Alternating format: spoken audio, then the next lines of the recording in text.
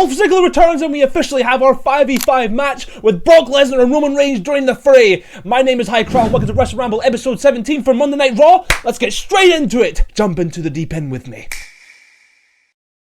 Now we kick things off, of course, with John Cena opening up the show, as this is his last time on Monday Night Raw in his entire career as a pro wrestler. It is very sad, very unorthodox kind of stuff here, but in Madison Square Garden, it's gonna be a big show if John Cena is already gonna open it, and we're gonna have something good coming our way. This is how it starts off, and it's a great little piece of evidence that something big is gonna happen tonight. It was good up until Dominic Mysterio decided to show up and interrupt John Cena and make it so he is still wanting that Intercontinental Championship back. John Cena then tells Netflix personally that the crowd are chanting Chunko Funk Pop.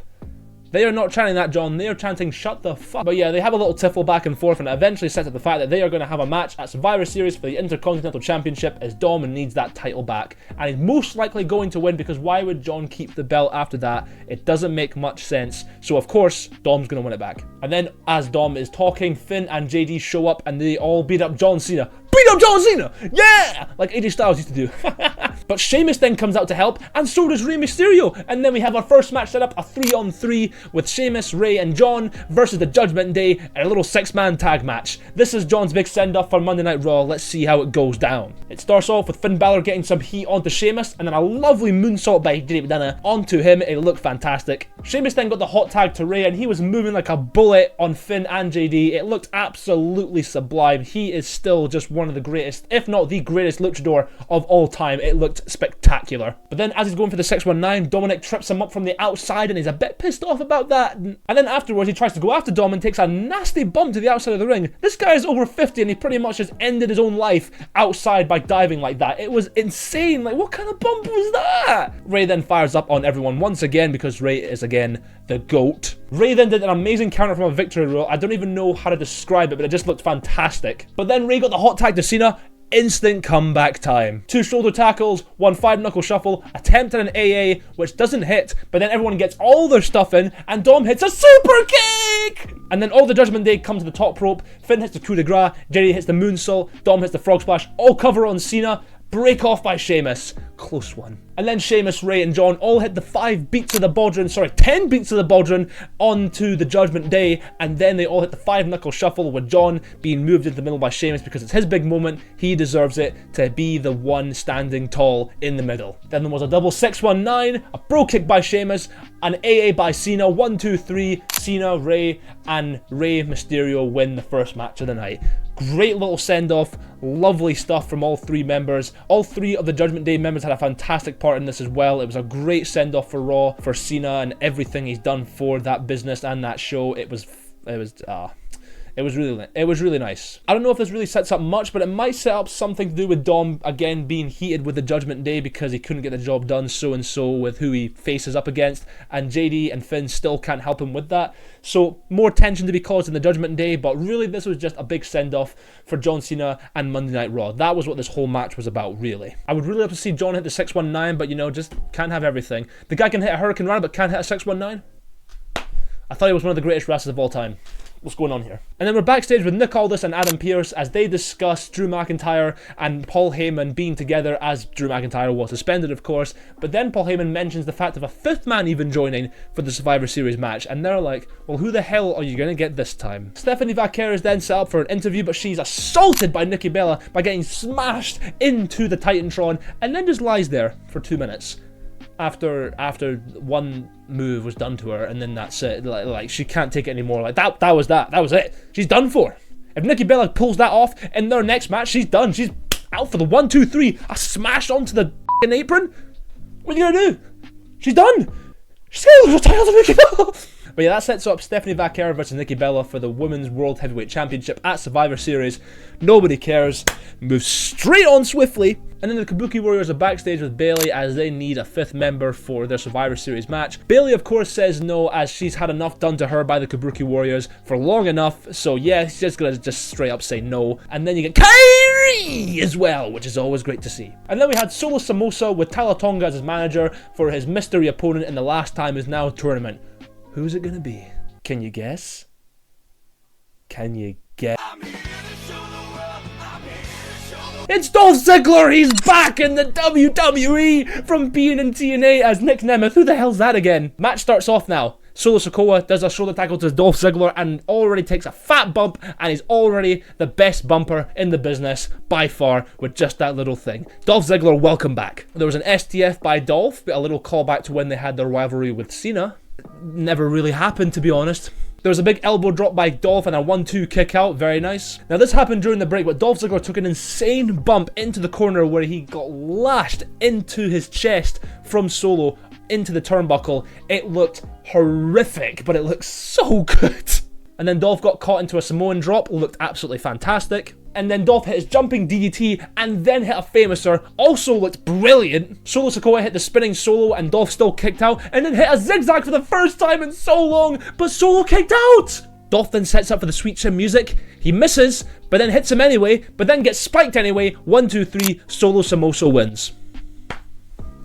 Well, that's a damn shame. I really like Dolph. It was obviously just great to see Dolph Ziggler back in the business and looking absolutely fired doing so. He just looks like he hasn't aged a day. He looks like his bumps are still fantastic. Nothing has changed about Dolph. He is still one of the best when it comes to putting people over to an ecstatic degree. I absolutely love everything he does in ring for everyone and for himself. He's a magnificent performer. I hope he stays around like Zack Ryder is going to. Hopefully. I don't really know why Tala Tonga was there, but anyway, this sets up Solo Sikoa moving on into the quarterfinals while he'll face, I can't remember who it was, but it's the quarterfinals now for this tournament, so it's looking quite good because the next one we have is a big doozy. In-ring promo again with Alexa Bliss is explaining the situation with Charlotte not being in the Survivor Series match. She's not happy, but the what chants are infuriating. And then the Kabuki Warriors, Nia Jax and Lash Legend come out and they're about to wail on Alexa Bliss so hard. It's gonna be so bad. But then Rhea Ripley and Io Sky come out to save the day for Alexa Bliss. Woohoo! But it's a 3-on-4 until Charlotte Flair comes out with a kendo stick and starts whacking Nia Jax and fucking Lash Legend all over the ring. Ding, ding, ding. And then she helps up Alexa and says, I'm sorry, maybe I need to be in this match. Yeah, you probably do. And as Charlotte Flair is hugging with Alexa Bliss, she points at Io Sky and Rhea Ripley and goes, bang.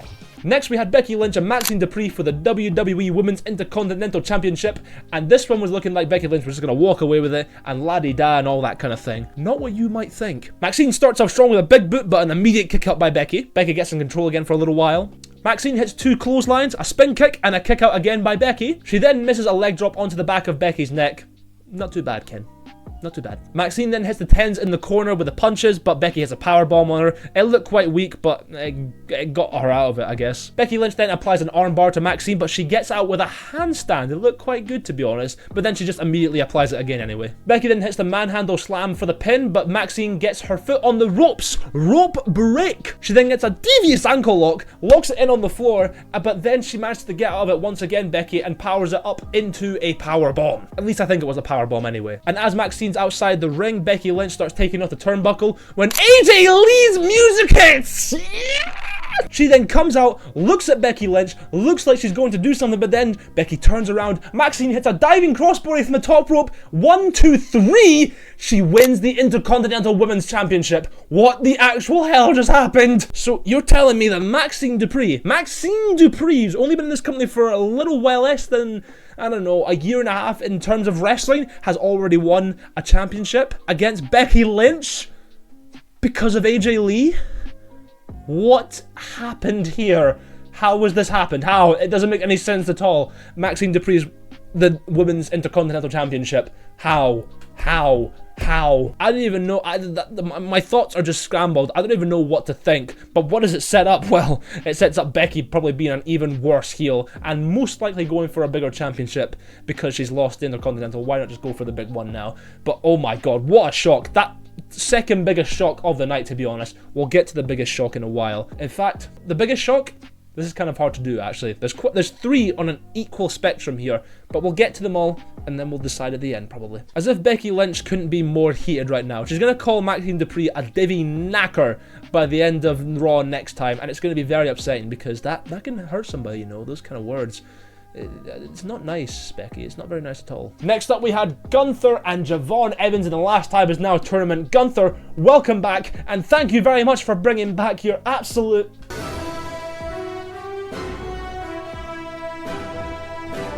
But remember, I predicted that he would have something to do with bringing back Walter against Javon Evans, and look at that, he brings back his old theme song and the robe.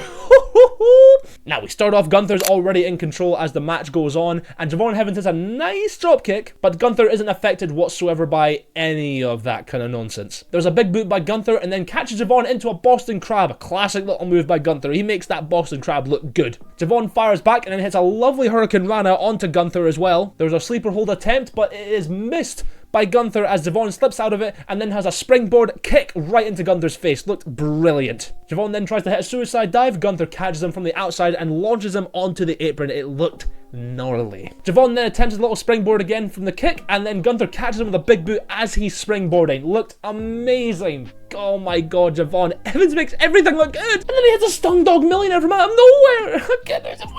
And then he gets a suicide dive outside the ring, catching Gunther this time. Then he hits the frog splash. Kick out! And then Gunther hits a nasty sleeper suplex. It looked brutal, but so good. And then Gunther hits the powerbomb, but Javon kicks out. It's a miracle. But then he starts hitting these weak elbows into Javon's chest. I don't really know what they were about, but hey ho, I guess they worked. Then he gets another sleeper hold applied to Javon, and Javon taps out. Gunther wins via the sleeper. What a great match. Gunther is back and he looks fantastic already. Against someone like Javon, it was the best person to put him up against, but oh my god, he looks back to himself with the chops, with the forearms, with the boots, with the crabs, with everything going on right now for Gunther. He still looks amazing. He is so good. I just love Gunther, and I love Javon Evans as well. I love both of them together. Gunther progresses into the last time is now tournament, and he is in the quarterfinals now to face somebody else. But wow, whoever he comes up against is gonna be a banger of a match. Oh my god, Gunther is just I can never, you know, talk bad about him, honestly. But to be honest, the one thing I'll say is, when I heard the Walter music, I honestly thought Gunther was going to send Javon to Asgard, because with the chops he was willing to do in that moment, I thought he'd chop him, boom, straight down to Asgard. He would just be finished. And then Maxine Dupree is backstage with Otis and Akira showing up, and AJ Lee as well being there, and they are all talking about celebrating, you know, Maxine being the new IC Women's Champ. It's a great stuff. And then AJ Lee teases that she might be coming back full-time this time for the WWE, and she might even be in the War Games match. Oh, okay, AJ, okay. I see what you're doing. I like it. I like what you're doing. Hell yeah. We then get our main event, which is a face-off between the Vision members of Drew McIntyre, Logan Paul, Bronson Reed, and Braun Breaker versus Jay and Jimmy Uso, Cody Rhodes, and CM Punk. Paul Heyman comes out and announces all the members of his side of the team, but there are still 2 more members to be announced for each side. Very interesting. And then whilst all the Vision members are in the ring, CM Punk's music hits first. He comes out, he scowls them out. Jay and Jimmy's music then hits first. They come out, yeeting everywhere. They're coming, give it a scowl. Cody Rhodes is last. Big whoa! He comes out and he's looking for a brawl. And that's exactly what ensues. An all-out brawl between the Vision and the Cody Rhodes, Jay and Jimmy, and CM Punk. Here we go now. CM Punk is lining up for a go to sleep. And guess whose music hits? We go! Brock Lesnar on a Monday Night Raw. Who would have thunk it?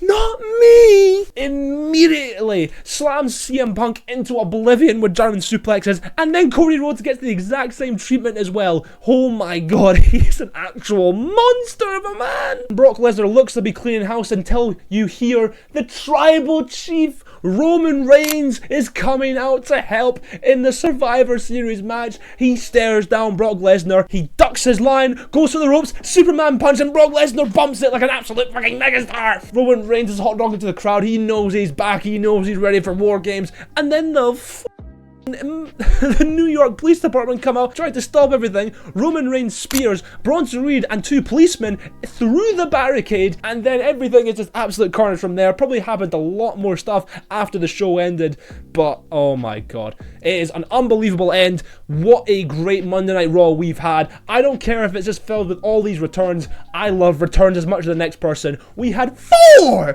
returns this week, and Jesus Christ, it was absolutely phenomenal. But that wraps up Monday Night Night Raw for this week and Wrestle Ramble 17 as well. If you did enjoy this kind of content, be sure to like and subscribe and comment down below. What was your favourite moment of Monday Night Raw from this week? Was it Brock Lesnar? Was it Roman Reigns? Was it Dolph Ziggler? Was it AJ Lee? Tell me all about it in the comments, and I will see you guys in next week's episode when we do SmackDown. Let's get it!